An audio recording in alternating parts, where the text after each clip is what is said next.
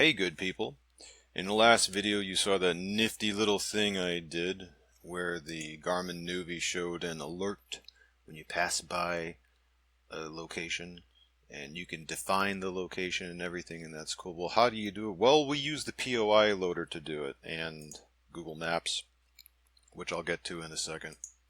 Yes, this is Windows XP, but this POI Loader is the same one that you still see today in Windows 10 and probably Windows 11. I don't run Windows 11 personally, but I'm sure POI Loader would work. If you do not have it, you should be able to just search for it.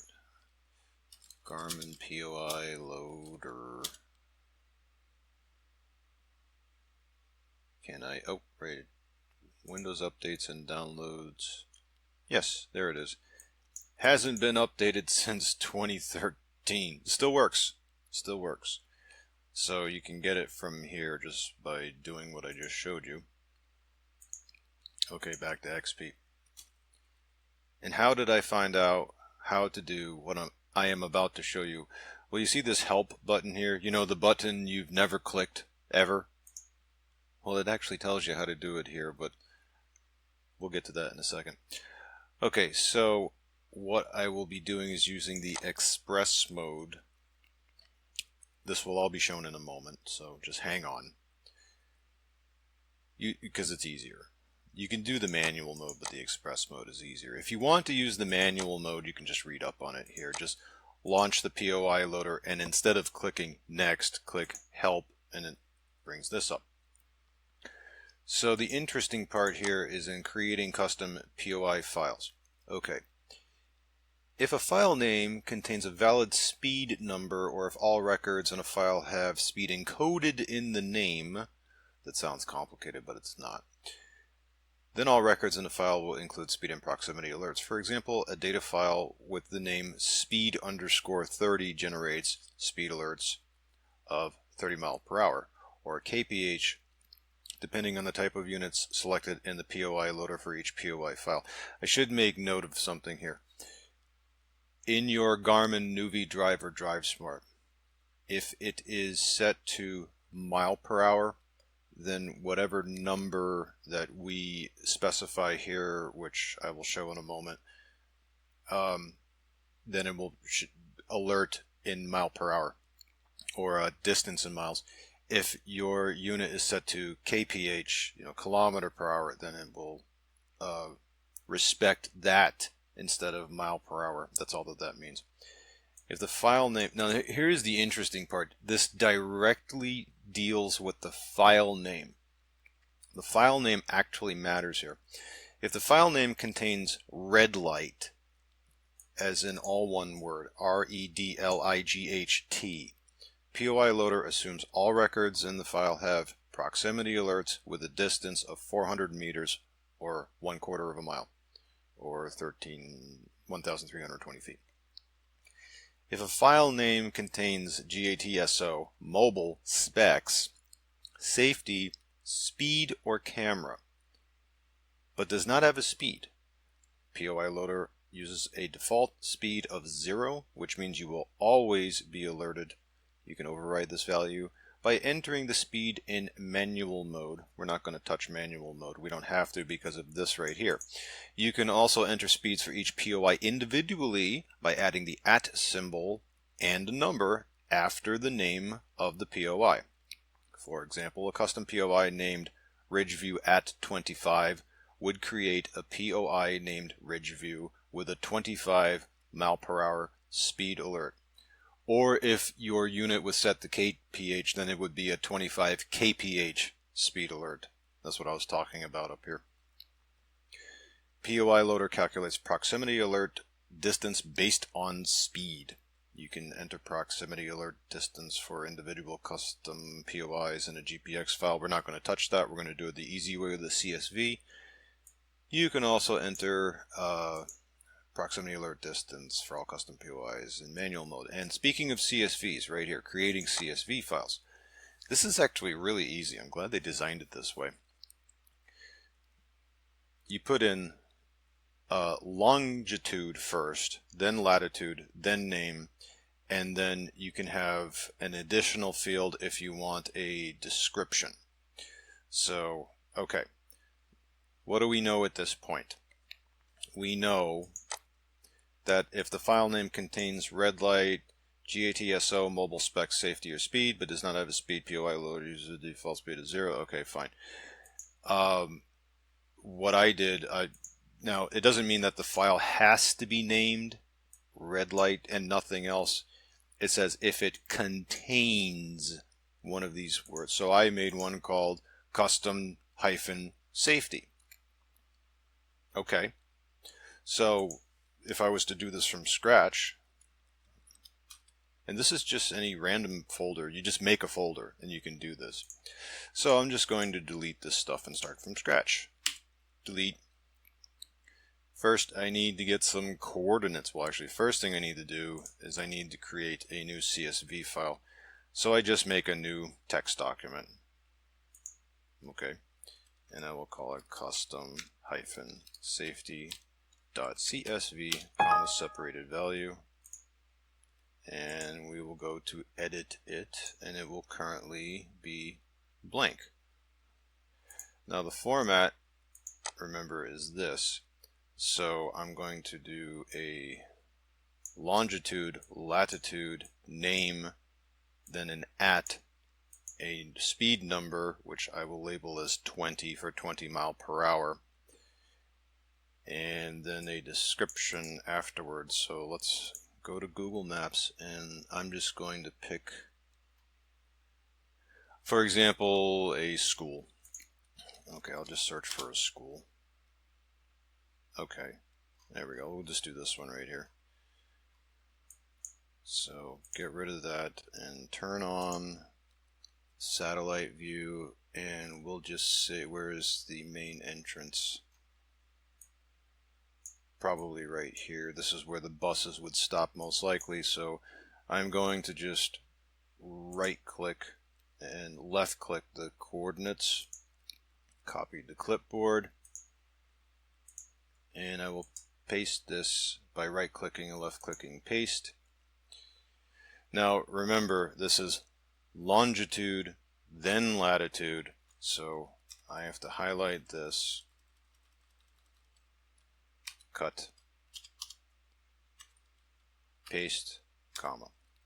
Okay, so longitude, latitude, and then the name of the place. So let's go back here. I need a name. Oh, there it is. Okay, so I am going to copy that as the name, paste. Let me just size that down a little bit, and then for the description field I will put in the address. So copy that. This is optional, by the way. You don't have to do the address part if you want. Okay, so what I will do is after the name, this is where I put in at, and I will set a speed alert. So I'll just put 20 mile per hour, because I have my nuvis and drives and DriveSmarts all set to mile per hour. So it would be 20. Okay, and then save. So now I have it saved. Let me just get that down so I see everything. Yes. Okay. Now comes the point. Let's cancel this. So I have my little CSV there, and if I just do a quick little edit, yep, it's all here. So longitude, latitude, name, at the speed I want for the alert, and the, oh, I'm glad I just noticed this. I have, oh, I got to get rid of these commas. Oh, I'm glad I did that. Okay. Should note that. Now, if you really want to play it safe, you can put each of the comma separated values surrounded in quotation marks. You can do that. Or just make sure that none of the values between the commas have extra commas, which is what I just spotted. So I was here at the address part, and it had one of these. That would have been treated as a separation for an extra field. That would have been bad. We want to make sure we have a value, then a comma, then a value, then a comma, then a value at speed, and a comma, and then a value, and that's it. Okay, now we're good. Glad I spotted that, because that could have messed things up. Actually, I would have messed things up. Now we're ready for the POI loader. Okay, POI loader. And this time, next, and I'm going, now you could plug in your Garmin to just send this directly to your device if you wanted to, but I'm going to put this to computer in case I want to copy it to a SD card. You can copy this to one of two places. You can either put it in the Garmin folder, subfolder POI on the Garmin itself, or on the memory card folder Garmin subfolder POI. Let me explain a little better what that means. Let's just say I had a nuvi plugged in here, and you'll see it say a folder called Garmin, so you open the folder up. Well, there needs to be a subfolder called POI, and that is where you drop your POI files, which have an extension of GPI, which means Garmin Points of Interest, which you will see in just a moment. So I will put it to computer. Next.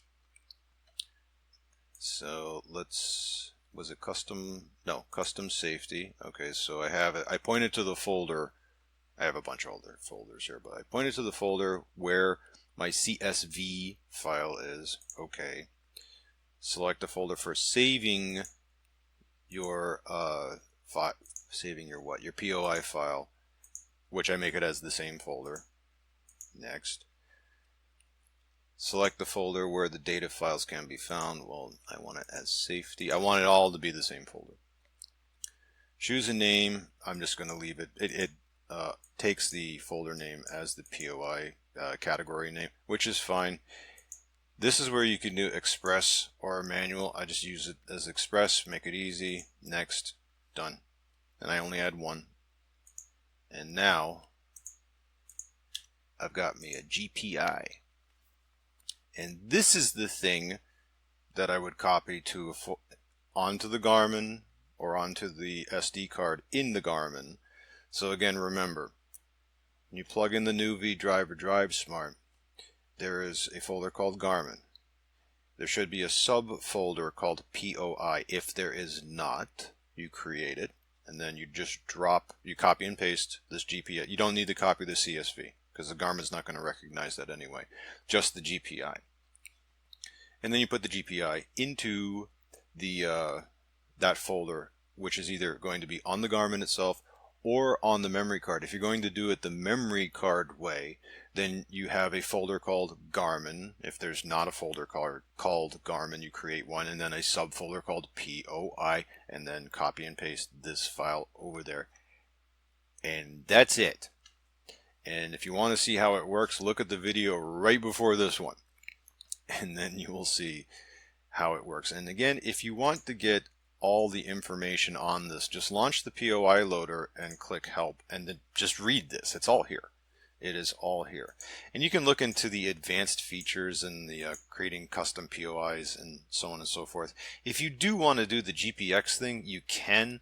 So if you want to use Basecamp or even MapSource, you could do it too, because I have both here, but you probably have Basecamp. If you want to do it the Basecamp way, where you create waypoints and you want to set little speed things and whatever, you can do it that way too. I like the CSV method better just because I don't need Basecamp in order to do it. I can just manually edit the file, and then just if I wanted to add to it, yeah, sure. And on a final note, well, how many alerts can you have in one of these GPI files? Thousands? Millions, possibly? That's not a joke. You really could put in that many if you wanted to. Now, the only thing I don't know that I have not tested yet, as a matter of fact, I might put this in as a pinned comment. I have to research it first.